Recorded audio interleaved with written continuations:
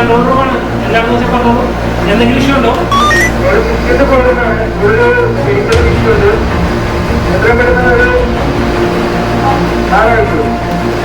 Okay, ഇപ്പൊ തന്നെ stretcher അങ്ങോട്ട് വെക്കാം.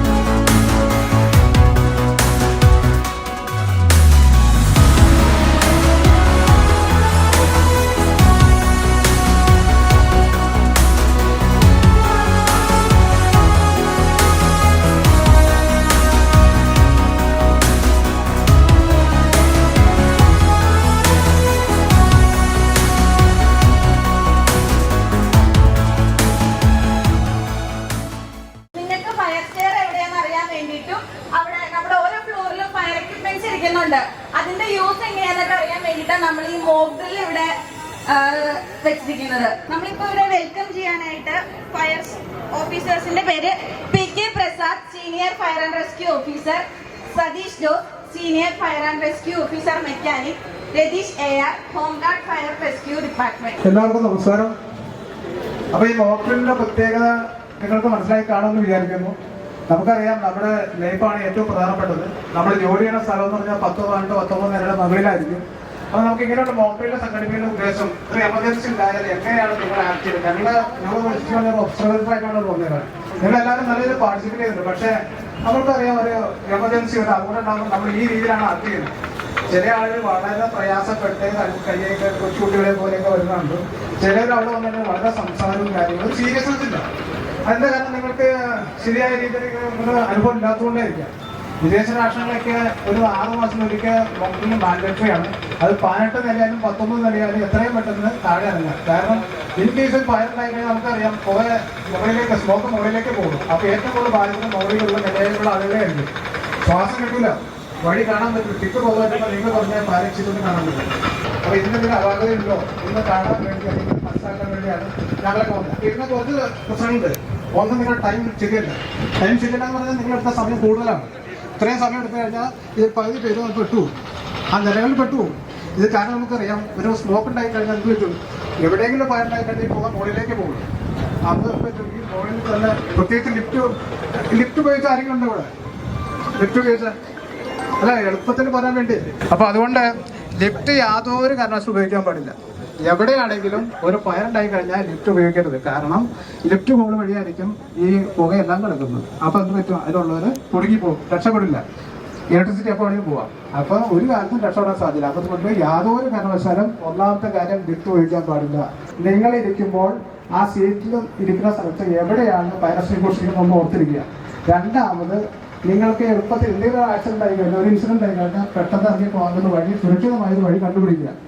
ഇനി അതില്ല, ഇനി അവിടെ ഒരു ബ്ലോക്ക് വന്നാൽ സെക്കൻഡ് ഓപ്ഷൻ ഉണ്ടാവും, രണ്ടാമത് എക്സിറ്റ് ഉണ്ടാവും. ഈ 2 വഴി മസ്റ്റായിട്ട് മനസ്സിലാക്കുക.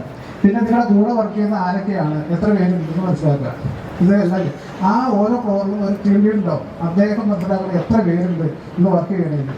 ഇങ്ങനെ ഒരു അസംബ്ലി പോയിന്റ് വന്ന് നിൽക്കുമ്പോൾ എത്ര പേര് കുറഞ്ഞെന്ന് അറിയാൻ വേണ്ടിയാണ് എൻ്റെ നമ്പർ ഇടുക. അപ്പോൾ തീ ഉണ്ടാകുന്നതിന് 3 ഘടകങ്ങൾ ആവശ്യമാണ്. ഭൂമിയിൽ തീ ഉണ്ടാകാനുള്ള കാരണം ഒന്ന് എന്താണ്? ഓക്സിജൻ വേണം. രണ്ടാമത് എന്താ വേണ്ടേ? ഓക്സിജൻ മാത്രമായ ഉണ്ടാവുമോ? ഫ്യൂവൽ വേണം. ഫ്യൂവൽ എന്ന് പറഞ്ഞാൽ എന്തൊക്കെയാണ്? നമുക്കറിയാം ഖരവസ്തുക്കളുണ്ട്, ദ്രാവകമുണ്ട്, ഗ്യാസ് ഉണ്ട്. അപ്പോൾ നിങ്ങൾക്കൊരു ഗ്യാസ് പറഞ്ഞാൽ LPG ഒരു ഇന്ധനമാണ്. പിന്നെ വെർഗം എന്ന് പറഞ്ഞാൽ ഒരു ഫ്യൂവലാണ്. അതുപോലെ തന്നെ ഡീസൽ, പെട്രോൾ, കെറോസിൻ. പിന്നെ മെറ്റലുണ്ട്, ചില കത്തുന്ന മെറ്റൽസ് ഉണ്ട്, അത് ലോഹങ്ങൾ. എന്താണ്? അലൂമിനിയം, സോഡിയം, നിങ്ങളെ കത്തും. പിന്നെ വേറെ ഉണ്ട് ഇലക്ട്രിസിറ്റി. ഇപ്പം നിങ്ങളുടെ കമ്പ്യൂട്ടറിന് ഒരു തീ പിടിച്ചു, അല്ലെങ്കിൽ ഇലക്ട്രിക് ഉപകരണങ്ങൾ തീ പിടിച്ചു, അങ്ങനെ സംഭവിക്കാം. അപ്പോൾ നമുക്ക് മനസ്സിലായി ഓക്സിജൻ വേണം, ഫ്യൂവൽ വേണം, മൂന്നാമതൊരു സംഗതികൾ വേണം. എന്താണ്? തീ വേണം, ഹീറ്റ് വേണം. അപ്പോൾ ഇതൊരു ട്രയാങ്കിൾ കണക്കാക്കി കഴിഞ്ഞാൽ ഒരു വശം ഓക്സിജൻ, ഒരു വശം ഹീറ്റ്, ഒരു വശം ഫ്യൂവൽ. അപ്പോൾ നമുക്കറിയാം ഈ 3 ഘടകങ്ങളുടെ ഏതെങ്കിലും ഒന്ന് മാറ്റിക്കഴിഞ്ഞാൽ ഈ തീ നിലനിൽക്കില്ല, തീ കിട്ടും. അതാണ് പാറ്റേറ്റിംഗ്. ഏതെങ്കിലും ഒരെണ്ണത്തിനെ ഒഴിവാക്കുക. അപ്പം നമ്മൾ ട്രയാങ്കിളായിട്ട് കൺസിഡർ ചെയ്താൽ ഒരു വശം മാറ്റിക്കഴിഞ്ഞാൽ ഈ ട്രയാങ്കിൾ കൊളാപ്സ് ആവും. അതിൻ്റെ അർത്ഥം ഈ 3 ഘടകങ്ങളിൽ ഏതിനൊന്ന് ഒഴിവാക്കി കഴിഞ്ഞാൽ തീ കെടുക്കാൻ പറ്റും.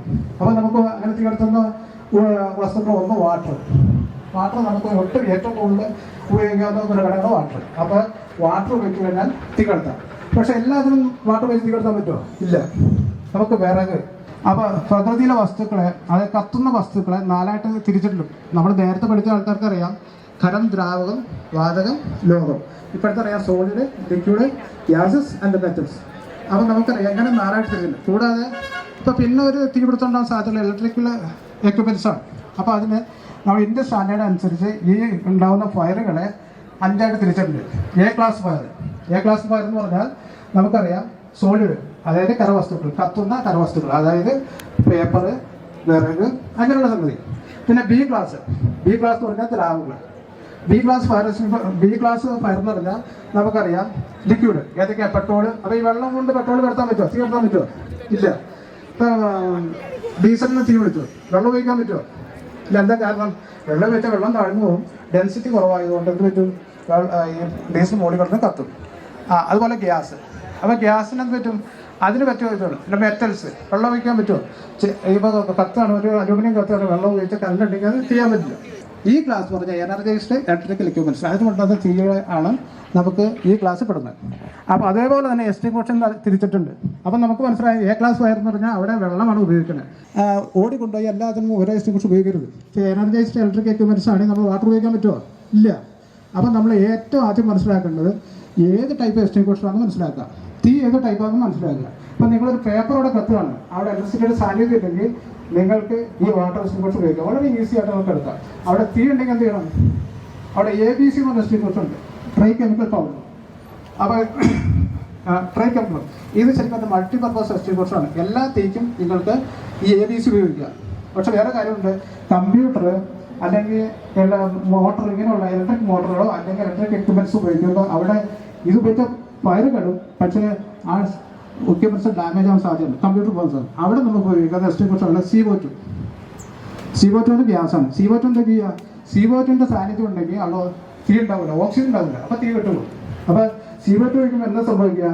അവിടുത്തെ ഉള്ള ഓക്സിജനെ തള്ളി മാറ്റും. അപ്പോൾ എന്ത് പറ്റും? നമ്മൾ നേരത്തെ പറഞ്ഞ 3-ൽ ഒരു ഘടകം മറന്നുകൊണ്ട് തീ കിട്ടുന്നു. അപ്പോൾ ഇവിടെ എന്താണ്? ഇത് CO2 ഉണ്ട്. CO2 കിട്ടുമ്പോൾ ഓക്സിജനെ തള്ളി മാറ്റും, അവിടെ തീ ഉണ്ടാവില്ല. ഇപ്പം നിങ്ങൾ സാധാരണഗതിയിൽ നിങ്ങളുടെ ഓഫീസിൽ കാണാവുന്ന എക്സ്റ്റിങ്ക്വിഷർ 2-3 ഉണ്ടാവും. ഒന്ന് CO2. ഇത് കണ്ടോ? ഇത് കണ്ടിട്ടില്ലേ? പിന്നെ എക്സ്റ്റിങ്ക്വിഷർ DCP, ഇത് കണ്ടോ? പിന്നെ ഫോം എക്സ്റ്റിങ്ക്വിഷർ ഉണ്ട്. ഞാൻ നേരത്തെ പറഞ്ഞു ഫോം എക്സ്റ്റിങ്ക്വിഷർ. അപ്പം നേരത്തെ പറഞ്ഞു B class fire. B class ഫയറിൻ്റെ എന്ത് പറ്റുക? വെള്ളം ഒഴിച്ചാൽ എന്ത് പറ്റും? തീ വീണ്ടും കെടും, കത്തിക്കൊണ്ടിരിക്കും. അപ്പോൾ അവിടെ നമ്മൾ ഓക്സിജൻ്റെ സാന്നിധ്യം കൊടുക്കണം. അതിനെന്താണ്? ഫോം ഉപയോഗിക്കണം. അതായത് ഈ പറഞ്ഞ ഡീസലിനേക്കാളും പെട്രോളിനേക്കാളും വെയിറ്റ് കുറഞ്ഞ ഒരു എന്തെങ്കിലും സാധനം വേണം. അതാണ് നമുക്ക് ഫോമിന് കോമളകൾ. അപ്പോൾ ഈ കോമളകൾ പെട്ടെന്ന് പൊട്ടി പോകില്ല. ഇത് കവർ ചെയ്ത് നിൽക്കുന്നതുകൊണ്ട് എന്ത് പറ്റും? ഓക്സിജനോടുള്ള ഇത് കുറയും, കോണ്ടാക്ട് ഉണ്ടാവില്ല. ഓക്സിജൻ പക്ഷേ ഇല്ലാത്ത അവസ്ഥയിൽ അത് കെട്ടുകൊള്ളും. അപ്പോൾ അതിനുപയോഗിക്കുന്ന എക്സ്റ്റിങ്ക്വിഷറാണ് ഫോം എക്സ്റ്റിങ്ക്വിഷർ. ഇത് സാധാരണ വീട് എല്ലാ എന്താ പറയുക, പെട്രോളോ ഡീസലോ കത്തുന്ന എല്ലാ വാഹനങ്ങൾ അങ്ങനെയുള്ളതിനൊക്കെ നമുക്ക് ഉപയോഗിക്കാം. ഇത് കിട്ടിയില്ലെങ്കിൽ പേടിക്കൊന്നും വേണ്ട, നമുക്ക് ഉപയോഗിക്കുന്ന എക്സ്റ്റിങ്ക്വിഷറാണ് DCP. ഈ എല്ലാ എക്സ്റ്റിങ്ക്വിഷറിൻ്റെ സൈഡിലും DCP എക്സ്റ്റിങ്ക്വിഷറിൻ്റെ താഴെ ABCD ഉണ്ടല്ലോ, അതിൻ്റെ അർത്ഥം A class fire, B class fire, C class fire ഇവരെല്ലാവരും ഉപയോഗിക്കുന്ന എസ് കുട്ടാണ് ഈ പറഞ്ഞ DC എക്സിക്യൂട്ടർ. പിന്നെ ഈ എക്സിക്യൂട്ടർ ഉപയോഗിക്കുമ്പോൾ ശ്രദ്ധിക്കുന്ന കാര്യമുണ്ട്. ഇവിടെ ഡയലുണ്ട്, എല്ലാ എക്സിക്യൂട്ടറും ഡയലാണ്. ഈ ഡയലിൻ്റെ ഒരു ഗ്രീൻ സോൺ ഉണ്ട്, ലെഫ്റ്റ് സൈഡിൽ റെഡ് ഉണ്ട്, റൈറ്റ് സൈഡിൽ റെഡ് ഉണ്ട്. ഈ ഗ്രീൻ സോണിൻ്റെ നേരെ തന്നെ ഈ പറഞ്ഞ നീഡിലാണെങ്കിൽ നമുക്കറിയാം ഓക്കെയാണ്. ഇത് പ്രഷറാണ് ഇതിനകത്ത്, പ്രഷർ ഓക്കെയാണ്. അപ്പോൾ നിങ്ങൾ ഒരു എക്സിക്യൂട്ടർ എടുത്തുകൊണ്ട് പോയി ഇവിടെ റെഡിലാണ് ഈ നീഡിൽ എടുക്കരുത്, കാരണം ഉപയോഗിക്കാൻ പറ്റില്ല, വർക്ക് ചെയ്യില്ല. അപ്പോൾ അതിൻ്റെ ഡെമോ നമ്മൾ കാണിക്കുന്നുണ്ട്. അപ്പോൾ ഏത് ടൈമിലും നോക്കുക, ആദ്യം തീ ഏത് ടൈപ്പാണെന്ന് നോക്കുക, ഫയർ ഏത് ടൈപ്പാണെന്ന് നോക്കുക. നിങ്ങളുടെ അവിടെ മെയിനായിട്ട് നിങ്ങൾ ഇരിക്കുന്ന സീറ്റ് ഉണ്ടാകാൻ പറ്റിയ ഒന്ന് ഇലക്ട്രിക്കലാണ്, ഇലക്ട്രിക് ഫയർ ഉണ്ടാകാൻ സാധ്യതയാണ്. അവിടെ നിങ്ങൾക്ക് ഉപയോഗിക്കാം. CO2 ഉപയോഗിക്കാം. അതൊന്നും നടന്നില്ലെങ്കിൽ DCP ഉപയോഗിക്കാം. ഫസ്റ്റ് പ്രിഫറൻസ് CO2 ഉപയോഗിക്കാം. അതില്ലെങ്കിൽ നിങ്ങൾക്ക് DCP ഉപയോഗിക്കാം. ഇവിടെ കുറച്ച് മണൽ വെച്ചിട്ടുണ്ട്, പണ്ട് സിനിമാ കോട്ടയിലൊക്കെ വെച്ചിട്ടുണ്ടോ. ഈ ബക്കറ്റിൻ്റെ പ്രത്യേകത ഏകദേശം 9 ലിറ്റർ വെള്ളം കൊള്ളാവുന്ന ഒരു ബക്കറ്റാണ്. ഇതിൻ്റെ അടിവശം ഇങ്ങനെ റൗണ്ടായിരിക്കും. അത് കാരണം മറ്റുള്ളൊരു പർപ്പസിൽ ഉപയോഗിക്കരുത്. ഇത് ഫയർ ബക്കറ്റ്, അതായത് ഇതൊക്കെ മണൽ നിറച്ചിട്ടുണ്ടാവും. ഇവിടെ 3 ചിലയിടത്ത് 3 ഫയർ ബക്കറ്റിൽ മണൽ നിറച്ചിട്ടുണ്ടാവും, 3 വാട്ടറും ഉണ്ടാവും. അപ്പോൾ അതിൻ്റെ ഉദ്ദേശം നമുക്ക് ഈ ഇവിടെ ഒരു ഹോൾഡ് ചെയ്യാവുന്ന ഒരു ഉപ്പുണ്ടാവും. അപ്പോൾ ഈ സാധനം വാരി എറിയാം, വെള്ളമാണെങ്കിൽ നമ്മളിങ്ങനെ എറിയുന്ന ഇങ്ങനെ വാരി വയ്ക്കുക. അല്ലെങ്കിൽ വിതറുന്നതിന് വേണ്ടിയുള്ള ഒരു സംവിധാനം ഇതിനുണ്ട്. അപ്പോൾ വേറെ പർപ്പസ് ഉപയോഗിക്കാൻ പാടില്ല. ഇതൊന്നും കിട്ടിയില്ല, ഒരു കേബിളിലുള്ള തീ കത്തുകയാണ്, ഇലക്ട്രിക് കേബിളിൽ തീ കത്തുകയാണ്. നിങ്ങൾക്ക് ചെയ്യാവുന്ന സംഗതി ഇത് വെച്ചറിയാം, എറിഞ്ഞു കിടക്കാം. ആ സമയത്ത് അവിടെ വാട്ടർ ഉപയോഗിക്കരുത്. ഇനി വാട്ടർ ഉപയോഗിക്കുന്ന ചില സാഹചര്യങ്ങൾ വരും. അങ്ങനെ വരുമ്പോൾ മൊത്തം സപ്ലൈ ഇല്ലാന്ന് ഉറപ്പാക്കിയാൽ വരും. അപ്പോൾ വാട്ടർ ഒരിക്കലും ഉപയോഗിക്കരുത്. അപ്പോൾ നിങ്ങളൊരു ഇലക്ട്രിക് മോട്ടറിലോ ഒക്കെ തീ പിടിക്കുകയാണെങ്കിൽ ഇതൊന്നും കിട്ടിയില്ലെങ്കിൽ മണൽ വരില്ല. ഇനി നിങ്ങൾ പുറത്തേക്ക് പോവുകയാണ്, ആ സമയത്ത് നിങ്ങൾക്ക് ഒന്നും കിട്ടിയില്ലെങ്കിൽ എല്ലാ ഡ്രൈ സാൻഡോ അല്ലെങ്കിൽ മണ്ണോ വരിച്ചേർത്ത് നമുക്ക് തീ കിടത്താം. അപ്പോൾ നമുക്കറിയാം അന്തരീക്ഷത്തിൽ ഏറ്റവും കൂടുതൽ ഏത് വാതകമാണ്? നൈട്രജനല്ലേ? അത് എത്ര % ഉണ്ട്? നിങ്ങൾക്കറിയാം 78% ഉണ്ട്. രണ്ടാം സ്ഥാനം ഏതിനാ? രണ്ടാം സ്ഥാനം എത്ര? ഓക്സിജനാണ്. അത് 21% ഉണ്ട്. അപ്പോൾ നമുക്കറിയാം 99 ആയി. ബാക്കി 1% വേറെ വാതകങ്ങൾ, അത് വിഷവാതകങ്ങളാണ്. HTS, കാർബൺ മോണോക്സൈഡ്, അങ്ങനെയാണ് പോകുന്നത്. അപ്പോൾ ഈ HTS എന്ന് പറഞ്ഞാൽ ഈ വിഷവാതകമാണ്. അത് ശ്വസിക്കാൻ നമ്മൾ മരിക്കും. ഒരാൾ പെട്ടെടുക്കുകയാണ്, നിങ്ങൾക്ക് രക്ഷപ്പെടുത്താൻ പറ്റും. നിങ്ങൾ ഇറങ്ങരുത്. നിങ്ങൾക്കൊന്നും പറ്റില്ലെങ്കിൽ 2 ബക്കറ്റ് വെള്ളം ഇതിനെയാണ് ഒഴിക്കുക. അപ്പം പറ്റും ഈ ഓക്സിജനുള്ള സാന്നിധ്യം താഴെ കൂട്ടി ആൾ രക്ഷപ്പെടും. അല്ലാതെ ഇറങ്ങി രക്ഷപ്പെടുത്താൻ നോക്കരുത്. ഇതിങ്ങനെയുള്ള കാര്യം. ഇതൊന്നുമില്ല, കുറച്ച് സമയം കിട്ടാൻ ടേബിൾ ഫാൻ ഉണ്ടെങ്കിൽ അത് വെച്ചിട്ട് വയറ് നിർവഹിക്കാൻ അങ്ങ് കൊടുത്താലും മതി. ഇങ്ങനെയൊക്കെ രക്ഷപ്പെടുത്താൻ പറ്റുള്ളൂ. നിങ്ങളുടെ ഇന്നത്തെ കണക്കനുസരിച്ച് 1458 പേരാണ് ഉള്ളത്. പക്ഷേ നിങ്ങളിവിടെ അസംബ്ലി പോയിന്റ് എത്രയാണെന്ന് എനിക്കറിയില്ല, അസ്യൂം ചെയ്യാണ് 1456 പേര് ഇവിടെ പ്രസൻ്റാണ്. 2 പേരെ കണ്ടില്ല. അപ്പം അതിൻ്റെ എന്താ 2 പേര് വന്നിട്ടില്ല. അപ്പോൾ അവർക്ക് എന്തോ പറ്റിയിട്ടുണ്ട്. 17ാമത്തെ നില 17th ഫ്ലോറിൽ 2 പേര് കുറഞ്ഞിട്ട് പറഞ്ഞു. അവരെ രക്ഷപ്പെടുത്തിയാണ്. ബൈ ചാൻസ് നമ്മൾ ആംബുലൻസ് എന്തോ സംഭവിച്ചാൽ എന്തായാലും ആളെ കൊടുന്ന് താഴെ ഇറക്കി. അപ്പോൾ നമുക്ക് എന്തുകൊണ്ടാണ് പറ്റിയത്? അങ്ങനെ അറിയാൻ കാരണം കൗണ്ട് ചെയ്തുകൊണ്ട് ഹെഡ് കൗണ്ട് വെരി ഇമ്പോർട്ടൻ്റ് ആണ്. അപ്പോൾ അതുകൊണ്ട് അത് ശ്രദ്ധിക്കുക. പിന്നെ നിങ്ങൾ വരുന്ന വഴി നിങ്ങളുടെ റൂമിലുള്ള വാതിലിൻ്റെ അടുത്ത് ആരും ഇല്ലാന്നിടത്ത് ഡോർ ക്ലോസ് ചെയ്യുക. അതിൻ്റെ കാരണം എന്താ? ക്ലോസ് ചെയ്ത റൂമിൽ ഫയർ പുറത്ത് കയറില്ല. അപ്പോൾ നമ്മൾ ക്ലോസ് ചെയ്ത് പോരുക. ഈ എസ്റ്റിംഗ്വിഷർ ഉപയോഗിക്കുന്ന ഒരു കോഡുണ്ട് നിങ്ങൾക്ക്, പാസ് എന്ന് പറയും. അപ്പോൾ നമ്മൾ ഏത് എസ്റ്റിംഗ്വിഷർ പാസ് എന്നുള്ള കാര്യം മനസ്സിലാക്കുക. പാസ് എന്ന് പറഞ്ഞാൽ P എന്ന് പറഞ്ഞാൽ പുൾ പി. അപ്പോൾ നിങ്ങൾക്കറിയാം ഈ ഇവിടെ ഒരു പിന്നിട്ട് ലോക്ക് ചെയ്തിട്ടുണ്ടാവും ഒരു പ്ലാസ്റ്റിക് എന്തെങ്കിലും. എൻ്റെ കാരണത്തിന് ഇത് അൺനെസസറി ആയിട്ട് ഉപയോഗിക്കാൻ പറ്റില്ല. അപ്പോൾ അതിനെന്ത് ചെയ്യും? അത് പൊട്ടിച്ച് കളയാം. എന്നിട്ട് പുൾ പിൻ എന്ന് പറഞ്ഞാൽ ഈ പിൻ വലിക്കുക. പിൻ വലിച്ച് അപ്പം തന്നെ ഇത് ചെയ്യരുത്. ആ പാസ് എന്നുള്ളതിന് ഫുൾ ഫോം ആയി പറയാം. P എന്ന് പറഞ്ഞാൽ ഫുൾ പിൻ. A എന്ന് പറഞ്ഞാൽ എയിൻ്റെ ബേസ് ഓഫ് ദ ഫയർ. അപ്പോൾ ഈ എസ്റ്റിംഗ്വിഷറിൻ്റെ ഈ നോട്ട്സ് ഉപയോഗിക്കുന്ന ഈ പൗഡർ ഉപയോഗിക്കുന്ന ബേസ് ഓഫ് ദ ഫയറിൽ ഉപയോഗിക്കുക. അതാണ് A. പിന്നെ S ഉണ്ട്, സ്ക്യൂസ്. നമുക്കറിയാം ഇവിടെ ലിവറുണ്ട്. ഈ ലിവറിൽ പിന്നെ വരുമ്പോൾ ഇത് താഴെ ഫ്രീ ആയിട്ട് താഴേക്ക് വരും, പ്രസ് ചെയ്യാൻ പറ്റും. പിന്നെ എളുപ്പം പ്രസ് ചെയ്യാൻ പറ്റില്ല. അപ്പം പിന്നെ ഒരു കഴിഞ്ഞാൽ പ്രസ് ചെയ്താൽ പൗഡർ പുറത്തേക്ക് വരും. അപ്പോൾ പ്രസ് ചെയ്ത് ആദ്യം പുള്ളിൻ്റെ പിന്നെ വലിച്ചു മാറ്റുക.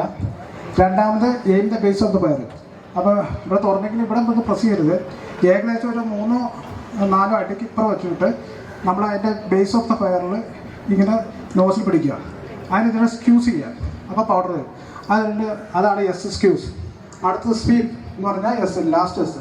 സ്വീപ്പ് എന്ന് പറഞ്ഞാൽ ഒരു 2-3 പ്രാവശ്യം ക്ലോക്ക് വൈസ് ആൻറ്റി ക്ലോക്ക് വൈസിൽ ബേസിക്കിന് കാണിച്ചു കഴിഞ്ഞാൽ ഈ പൗഡർ വന്ന് തീ കെടുത്തും. മനസ്സിലായല്ലോ? പിന്നെ വേറെ കാര്യം ശ്രദ്ധിക്കുന്നത് വിൻഡ് ഡയറക്ഷൻ വളരെ ഇമ്പോർട്ടൻ്റ് ആണ്. അപ്പോൾ തീ വരുമ്പോൾ വിൻഡ് ഡയറക്ഷനെ കൂടെ ആ ഭാഗത്തേക്കായിരിക്കും. ഇപ്പോൾ ഓപ്പോസിറ്റ് സൈഡിലായിരിക്കും തീ പോകുന്നത്. അപ്പോൾ ഇവിടെ നിന്ന് കാറ്റാൻ കൂടെ പോകുകയാണെങ്കിൽ നമുക്കറിയാം ഇതിൻ്റെ ഫ്ലെയിം ഇങ്ങനെയായിരിക്കും. അപ്പോൾ നമ്മൾ എപ്പോഴും ആ സൈഡിൽ നിന്ന് വരിക, ഇത് ഓപ്പോസിറ്റ് ബാക്ക് സൈഡിൽ നിന്ന് വരിക, ഫ്ലെയിമിന് അനുകൂലമായിട്ട് വരിക. അതായത് ഫ്ലെയിമിൻ്റെ ഓപ്പോസിറ്റ് ഡയറക്ഷൻ വരരുത് ഒരിക്കലും, ഫ്ലെയിമിൻ്റെ ആ സൈഡിൽ നിന്ന് വരിക. എന്നാൽ മാത്രമേ തീ കിടുകയുള്ളൂ. അല്ലെങ്കിൽ എന്ത് പറ്റും, ഈ കാറ്റ് കൊണ്ട് ഈ പറഞ്ഞ പൗഡർ നമുക്ക് മുഖത്തേക്ക് വരും, തീ വന്ന് ഫ്ലെയിം ഇവിടെ അടിക്കാൻ സാധ്യതയുണ്ട്. അതുകൊണ്ട് എപ്പോഴും സേഫ് ഏരിയ എന്ന് പറഞ്ഞാൽ എന്താണ്, ഓപ്പോസിറ്റ് സൈഡാണ്, പിന്നിൻ്റെ അതേ സൈഡ്, അപ്പിൻ്റെ സൈഡ്. ഇതിപ്പോൾ നിങ്ങൾക്ക് ഇത് വേറെ കാര്യമാണ്. ഇപ്പോൾ നിങ്ങൾ യാത്ര ചെയ്തുകൊണ്ടിരിക്കണം, അവിടെ ഒരു പോയിസൺ ഗ്യാസ് നിറച്ചൊരു ടാങ്കർ അവിടെ മറിഞ്ഞ് ലീക്കാണ്. സ്വാഭാവികമായിട്ട് നിങ്ങൾ എന്ത് ചെയ്യണം, വഴി നമ്മുടെ ജീവൻ രക്ഷപ്പെടണം. അപ്പോൾ നമ്മൾ എന്ത് ചെയ്യണമെന്ന് വെച്ചിട്ടുണ്ടെങ്കിൽ ആ വിൻഡ് ഡയറക്ഷൻ കൺസിഡർ ചെയ്യാം. അപ്പോൾ നമുക്കറിയാം, ഇപ്പോൾ ഈ ഇവിടെ ടാങ്കർ വീണ് ഈ പറഞ്ഞ വിൻഡ് ഡയറക്ഷൻ അങ്ങോട്ടാണെങ്കിൽ നിങ്ങൾ അതിനെ വന്നാൽ നിങ്ങൾ മരിക്കും. അപ്പോൾ നിങ്ങൾക്ക് എന്ത് ചെയ്യാം, ഒന്നും ഈ സൈഡിൽ മാറാം. അപ്പോൾ അങ്ങനെ മാറാൻ പറ്റുമല്ലോ.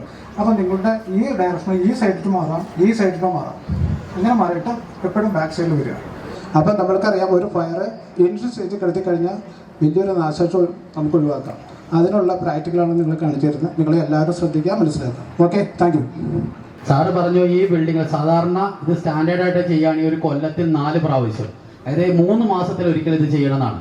നമ്മളുടെ ജീവൻ വിലപ്പെട്ടതാണ്. അപ്പോൾ അത് നമ്മൾ രക്ഷിച്ചേ പറ്റൂ. ഒപ്പം തന്നെ നമ്മളൊന്ന് ശ്രദ്ധിച്ചാൽ നമ്മളുടെ ജീവന്റെ അത്ര തന്നെ വിലപ്പെട്ടാണ് നമ്മുടെ അടുത്തിരിക്കുന്ന ആളുടെ, അല്ലെങ്കിൽ നമ്മുടെ സുഹൃത്തിന്റെ ജീവിതം കൂടി. അപ്പോൾ ആളെ കൂടി രക്ഷിക്കാൻ സാധിക്കും. എല്ലാവരും നമുക്ക് ഇനി ഇത് നടത്താം. ഇതിന്റെ കണ്ടിന്യൂഷൻ ആയിട്ട് അടുത്ത ഫയർ മോക്കിൽ നടത്തുമ്പോൾ എല്ലാവരും വളരെ സീരിയസ് ആയിട്ട് തന്നെ അതിനോട് അപ്രോച്ച് ചെയ്യുക. നമ്മൾ ഒരു ഫയർ ഉണ്ടായാൽ ഫയർ സ്റ്റെയർ കേസ് വഴിയാണ് രക്ഷപ്പെടുന്നത് എന്ന് പറയുന്നതിൽ ഒരു റീസൺ ഉണ്ട്. ഇൻ കേസ് ഫയർ ഉണ്ടാകുമ്പോൾ കൂടുതലായിട്ട് അവിടെ സ്മോക്കാണ് ഉണ്ടാകുന്നത്. നമ്മൾ അകത്തെ ഇന്റേണൽ സ്റ്റെയർ കേസ് വഴിയോ ലിഫ്റ്റ് വഴിയോ ഒക്കെ പോയാൽ എന്താ സംഭവിക്കുന്നത് വെച്ചാൽ നമ്മളിങ്ങനെ ഈ സ്മോക്കിനകത്ത് പെട്ടുപോയാൽ നമ്മൾ പാനിക് ആവും, നമ്മൾ കൂടുതൽ അപകടത്തിലേക്ക് പോകും. അതുകൊണ്ടാണ് ഫയർ സ്റ്റെയർ കേസ് യൂസ് ചെയ്യണമെന്ന് പറയുന്നത്. അപ്പോൾ നിങ്ങളുടെ ഓഫീസിൽ ശരിക്കും പറഞ്ഞാൽ first aid fire fighting equipments എന്ന് പറഞ്ഞാൽ നമ്മൾ ഈ പറഞ്ഞ എസ്റ്റിബോഷനിലുണ്ടാവും. പക്ഷേ ഇതിൽ നിൽക്കാതെ ഫയറാണെങ്കിൽ ഓട്ടോമാറ്റിക് ആയിട്ട് അവിടെ ഫയർ ഫൈറ്റിംഗ് നടത്താൻ പറ്റുമോ പറഞ്ഞു വെച്ചാൽ അവിടെ സ്മോക്ക് ഡിറ്റക്ടർ ഉണ്ടാവും, സ്പ്രിംഗ്ലർ ഉണ്ടാവും. അപ്പോൾ നിങ്ങൾക്കറിയാം, നിങ്ങളാണ് ഇവാക്യുവേഷൻ നിങ്ങൾ പോന്നാൽ പോലും ഓട്ടോമാറ്റിക്കായിട്ട് ഇത് സെൻസ് ചെയ്തോളും. കാരണം ഇവിടെ സ്മോക്ക് ഡിറ്റക്ടർ എന്ന് പറഞ്ഞാൽ സ്മോക്ക് വന്നു കഴിഞ്ഞാൽ അത് താഴെ കൺട്രോൾ റൂമിൽ അറിയിക്കും. അതുപോലെ ഹീറ്റ് ഡിറ്റക്ടർ ഉണ്ട്. പിന്നെ അപ്പോൾ ഇതെല്ലാം കഴിയുമ്പോൾ ഇവിടെ നല്ല 3 പമ്പ്, നല്ല സ്ട്രോങ് ആയിട്ടുള്ള പമ്പ് ഉണ്ടാവും, വാട്ടർ ഉണ്ട്. അപ്പോൾ ഓട്ടോമാറ്റിക്കായിട്ട് ഫയർ ഡിറ്റക്ട് ചെയ്യും. ഒപ്പം തന്നെ ഫയർ ഫൈറ്റിംഗ് നടത്തിക്കൊള്ളും. സ്പ്രിംഗ്ലർ കണ്ടുണ്ടാവും. അപ്പോൾ ഇത് പൊട്ടിക്കഴിഞ്ഞാൽ നടക്കില്ല. അപ്പം നിങ്ങൾ ചെയ്യേണ്ട കാര്യം ഫസ്റ്റ് ആയിട്ട് ഫയർ ഫൈറ്റിംഗ് എക്യുപ്മെൻറ്റ്സ് ഉണ്ട്, നിങ്ങൾക്ക് ചെയ്യാവുന്ന ചെയ്യുക.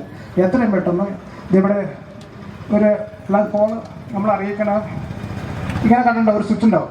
അപ്പോൾ ഇതിങ്ങനെ അടിച്ചു കഴിഞ്ഞാൽ എന്ത് പറ്റും, താഴെ കൺട്രോൾ റൂം പറയും. എല്ലാ സ്ഥലത്തും ഇപ്പോൾ കേട്ട സൗണ്ട് കേൾക്കും, നിങ്ങൾ ആരും ഓപ്പറേറ്റ് ചെയ്താൽ. അപ്പോൾ നമുക്കറിയാം എല്ലാ സ്ഥലത്തും ഒരു അലർട്ടായി സംഗതി എന്തോ സംഭവിച്ചിട്ടുണ്ട് എത്രയും പെട്ടെന്ന്. അപ്പോൾ നിങ്ങളുടെ അവിടുത്തെ ആ ഫ്ലോറിലുള്ള ടീം ലീഡ് ഒരാളുണ്ടാവും, ഇല്ലെങ്കിൽ നിർത്തിച്ച് ഒരാളെ നിശ്ചയിച്ചോളൂ. ഏത് കമ്പനിയിലാണെങ്കിലും ആ കമ്പനിയുടെ മെയിൻ ഒരാളുണ്ടാവും. അദ്ദേഹമാണ് അതിൻ്റെ റെസ്പോൺസിബിൾ പേഴ്സൺ. അദ്ദേഹം പറയും ഇങ്ങനെ ഫയറാണ്, എത്രയും പെട്ടെന്ന് താഴെ ഇവാക്യുവേഷൻ നടത്തണം എന്ന് പറഞ്ഞാൽ അവർ പറയുന്ന അനുസരിച്ച് കാര്യങ്ങൾ ചെയ്യാം. അപ്പോൾ നമുക്ക് എങ്ങനെയാണ് ഒരു ഫയർ കരുതുന്നത്, വളരെ ചെറിയ രീതിയിലാണ്, ഇവിടെ കുറച്ച് കോട്ടൺ വേസ്റ്റൊക്കെ ഉള്ളൂ, അത് കത്തിച്ചെന്നിട്ട് എങ്ങനെയാണ് എക്സ്റ്റിംഗ്വിഷർ ഉപയോഗിക്കുന്നത് എന്നുള്ള കാര്യങ്ങൾ കാണിച്ചു തരും. 1-2 പേരും മുന്നോട്ട് വന്ന് ഞാൻ പാർട്ടിസിപ്പേറ്റ് ചെയ്യാം. Okay, thank you.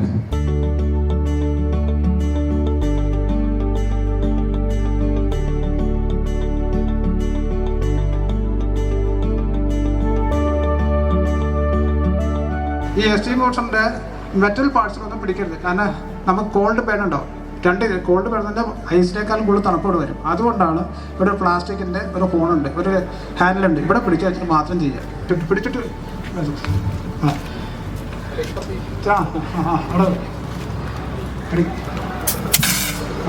അപ്പോൾ നമുക്ക് മനസ്സിലായി DCB ചോദിച്ചു, അപ്പോൾ തൊണ്ടം കെട്ടു. അതായത് പെട്ടെന്ന് സഡൻ ആക്ഷനാണ്. അപ്പോൾ നമുക്കത് ഉപയോഗിച്ച് കുറച്ച് കഴിഞ്ഞപ്പോൾ മനസ്സിലായി ഫയർ കെട്ടു, ഇനി നമുക്ക് ആവശ്യമില്ല. ഈ CO2 ലിക്വിഡ് സ്റ്റേജിലാണ് നിറച്ച് വെക്കുന്നത്. അത് പുറത്തേക്ക് വരുമ്പോൾ നമ്മുടെ എക്സ്പാൻഷൻ 1:450 ആയിട്ട് ഇരട്ടിയായിട്ട് വർദ്ധിക്കുമ്പോൾ പെട്ടെന്ന് അതൊരു ഹോൺ വെച്ചില്ലെങ്കിൽ നല്ല സ്പീഡിൽ വരും. അപ്പോൾ ചിലപ്പോൾ തീ കെടുകയാണ്, പറന്നൊക്കെ പോകാൻ സാധ്യതയുണ്ട്. അതുകൊണ്ടാണ് ഹോൺ വെച്ചത്. അതിൻ്റെ സ്പീഡ് കുറയ്ക്കാൻ വേണ്ടിയാണ് ഹോൺ വെച്ചേക്കുന്നത്. അങ്ങനെ വരുമ്പോൾ എന്ത് പറ്റും, അടിക്കുമ്പോൾ ഈ CO2 ഇൻഹിബിറ്ററി ഫാക്ടർ എന്ന് പറയും. അതായത് ഓക്സിജനെ തള്ളി മാറ്റാനുള്ള ശക്തിയുണ്ട്. CO2 അടിക്കുമ്പോൾ അവിടെ ഓക്സിജൻ്റെ സാന്നിധ്യം, അങ്ങനെയാണ് തീ ഇടുന്നത്. അപ്പോൾ ആദ്യം എന്താണ്, വിൻഡ് ഡയറക്ഷൻ നോക്കുക കേട്ടോ. അടുത്ത് മതി.